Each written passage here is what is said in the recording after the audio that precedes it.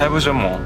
인기 소설가 하우신. 조건이 그는 거금이 걸린 계약서를 받게 되는데 해송 권재규 회장이잖아. 바로 대한민국 굴지의 기업 해송그룹 권재규 회장의 회고록 대필 제안을 받은 것. 저자 이름도 안 올려준다니.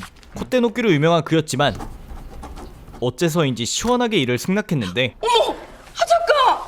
그 직후 그가 찾아간 곳은 다름 아닌 검사 사무실이었습니다. 여기 무슨 일? 네 얼굴 보니까 괜히 왔다 싶다. 새끼. 쌍둥이 형 송수연 검사를 찾아온 것인데 나 여행 가 한 달 정도.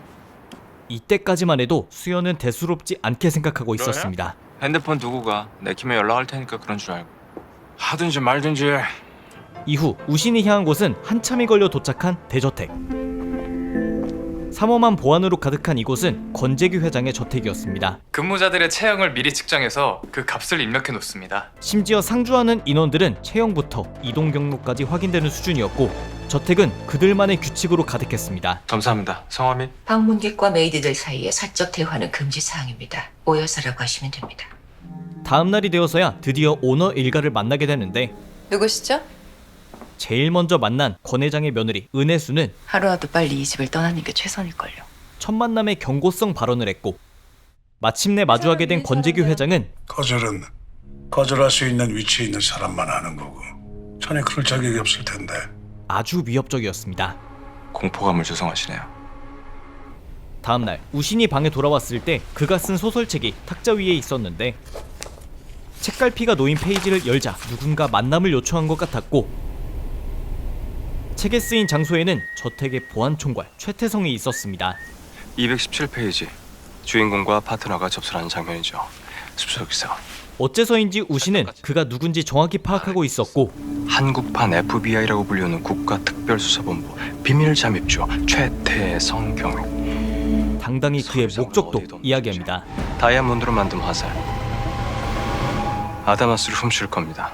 해송그룹의 상징인 다이아몬드 화살 아다마스는 22년 전 우신의 아버지를 살해한 진범을 찾을 수 있는 열쇠였기 때문에 누군가 나를 이 집으로 초대했어요. 즉 애초부터 우신은 권 회장의 회고록 대필이 목적이 아니었는데 이창우 씨는 진범이 아니에요. 사라진 살해 용기는 해손그룹의 상징 아다마스입니다. 이 모든 정보는 얼마 전 그의 집 앞에 놓인 무기명 편지에서 비롯되었습니다. 그리고 이 편지를 보낸 사람은 바로 권 회장의 며느리 은혜수. 아버지가 아다마스로 사람을 죽였다고. 그녀는 남편이자 권 회장의 아들인 권현조 대표가 약에 취해 던진 말을 전달했을 뿐이었고 누가 나를 권 회장한테 적극 추천했다는데 당연히 편지를 보낸 당신은. 난 아니에요. 그 진위는 알 수 없었습니다. 그럼 누가? 그러니 문제죠. 결국 권 회장을 무너뜨린다는 공동 목표 아래 조금씩 협업을 시작하게 된 둘. 권 집사도 권 회장도 이 집에 없다고요. 기회입니다. 절호의 기회가 생겨 방의 구석구석을 살펴보던 우신은 이거네. 책상 아래에서 버튼을 찾아냈고 천장에선 화려한 장식장이 내려오기 시작합니다. 그런데 아다마스는 이미 저택을 떠난 상황. 증거인멸. 사실 얼마 전 권 회장은 자신의 은퇴와 동시에 아들을 공식적인 후계자로 지목했고 이때 권 대표가 과거를 깨끗이 청산할 것을 제안하며 아다마스의 행방이 묘연해진 것. 과거는 싹 다 지워야지. 이를 전혀 알지 못하는 우신은 저택을 계속해서 파보려 했고 그의 부주의함은 결국 의심스러운 상황을 만들고 맙니다. 작가님? 회장님 인터뷰가 있어서. 먼저들 와 계셨네요. 한 가지 이상한 것은 저택 방문 첫날 그의 눈을 절대 마주치지 않았던 직원 오여사가 굉장히 여유 넘친다는 것. 어젯밤 10시 여기서 뭘 하고 계셨어요? 해보죠. 다른 한편 쌍둥이 형인 송수영 검사에게 한 기자가 찾아옵니다. 5분 드리죠. 궁금하긴 하니까. 그녀는 형제의 아버지를 살해하고 복역 중인 이창우가 진범이 아니라고 했는데 전 그 사람이 누명을 썼다고 생각해요. 자료를 읽어본 끝에 이 사건에 미심쩍은 부분이 많다는 것을 깨닫습니다. 사진 속의 이 점퍼 보신 적 있으시죠? 예. 정록색약이에요, 그 목격자. 녹색과 빨강을 구분할 수 있었을까요? 목격자의 진술이 거짓일 가능성이 매우 높았기에 수연은 직접 그를 찾아갔는데 빨간색 밑줄 친 부분 한번 읽어보세요. 역시나 색약이 있는 그는 초록색과 빨간색을 구분할 수 없었지만 피의자. 아니야. 이건 녹색이고 이게 빨간색이지. 절대 증언이 거짓임을 인정하지 않았습니다. 그런 분이 이창호가 입었던 녹색 바탕에 빨간색 무늬 점퍼를 봤다. 그리고 그날 밤 피해자 아들이 찾아왔어요. 별말 없이 돌아가긴 했는데 목격자는 누군가에게 수연의 방문 사실에 대해 털어놓는데 제발 다시 우리 가족 괴롭히지 말아요. 그는 굉장히 겁에 질려 있었습니다. 저기요.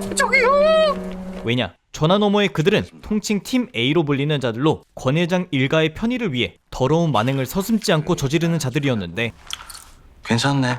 이미 그들은 목격자 부부를 어떻게 처리할지 계획까지 권 대표에게 전달했습니다. 알아서 해. 온전히 이 팀장 판단대로. 그리고 그날 밤 때문이에요. 엄마 아빠가 돌아가셨어요. 사실 목격자 부부는 그녀의 부모님이었던 것.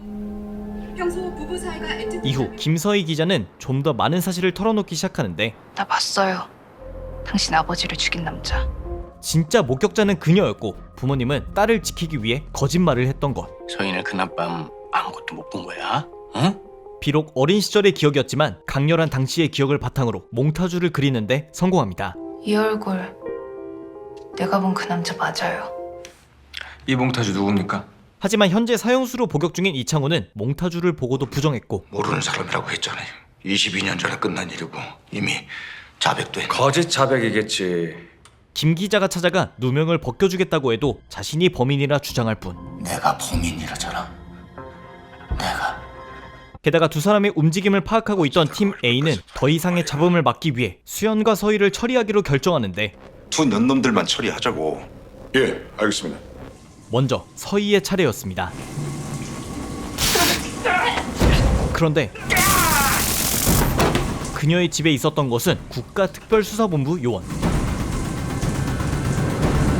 형제와 마찬가지로 권재규 회장을 쫓는 그들은 두 사람의 신변을 보호하고 협동하려 한 것. 잘해봅시다. 검사인 수연은 이 작전이 무모하다고 판단했기에 반발하는데 지랄하네. 바로 이때 권 회장의 저택 안에서 움직이고 있는 요원 태성을 통해 동생 우신과 통화하게 된 것. 곧 얼굴 보고 얘기하자.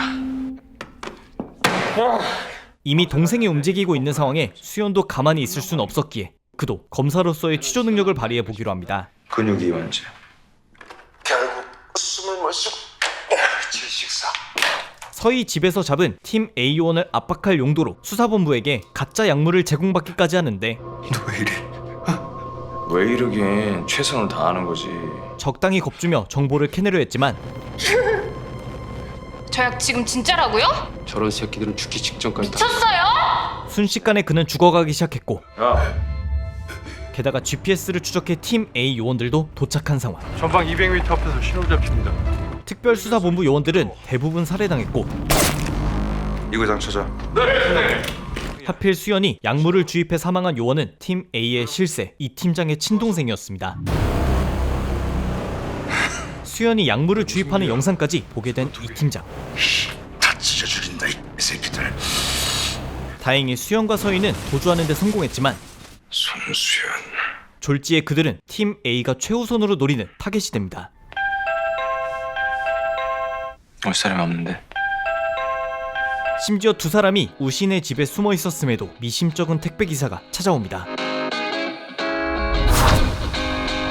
과연 형제는 22년 전 종결된 사건을 뒤엎고 사건의 진범과 그 뒤에 숨겨진 진실을 찾아낼 수 있을지 매주 수목 밤 10시 30분에 TVN에서 만나볼 수 있는 아다마스입니다.